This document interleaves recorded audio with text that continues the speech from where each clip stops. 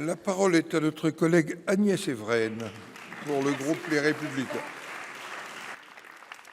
Monsieur le ministre de l'Éducation nationale, ce lundi, l'Assemblée nationale a adopté une proposition de loi visant à protéger les mineurs des risques liés aux réseaux sociaux.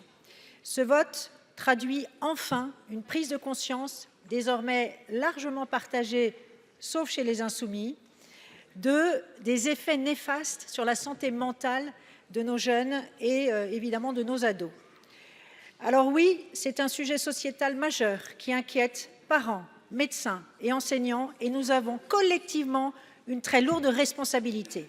Et oui, il y a urgence. Un adolescent passe en moyenne 4 à 5 heures par semaine, dont 2 heures par jour sur TikTok.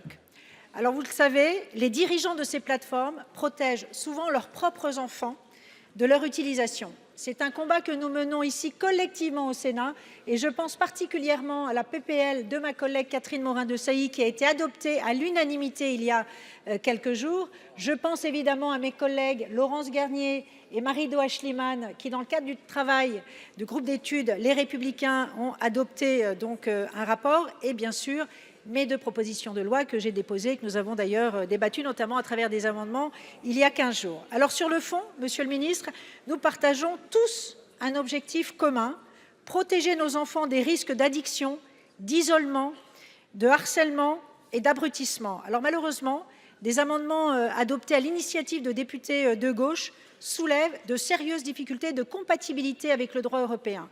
Autrement dit, ma question est très simple. Le gouvernement est-il prêt à travailler rapidement et sérieusement avec le Sénat, hors de toute récupération partisane, pour garantir une loi juridiquement robuste et pleinement applicable dès la rentrée de septembre? Je vous remercie.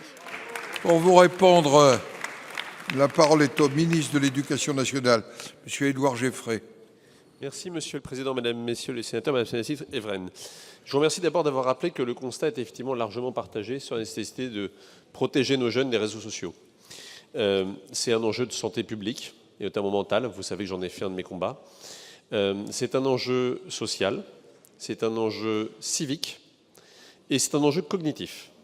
Donc à tous égards, mais vraiment à tous égards, nous devons agir. Et je vous rejoins également pour dire que les plateformes qui font cela, qui produisent ces services, n'ont pas en tête la santé de nos jeunes, ni la qualité de leur sommeil. Premier élément. Deuxième élément, donc ce constat partagé, il aboutit effectivement à des travaux dont je me permets de dire qui sont assez remarquables, aussi bien ici, dans le Sénat, grâce à la PPL de Mme Morin-Desailly, qu'à l'Assemblée nationale avec la PPL de Mme Laure Miller qui a été adoptée lundi.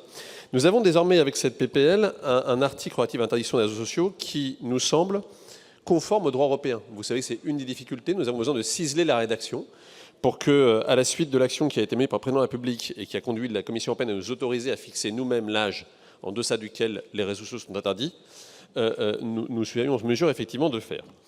Maintenant, par définition, l'interdiction ne suffit pas. C'est pour ça d'ailleurs qu'il y a un enjeu d'éducation, de formation, et que nous avons arrêté désormais 2 textes qui finalement nous permettent d'avoir un arsenal complet pour répondre à la difficulté que vous avez mentionnée.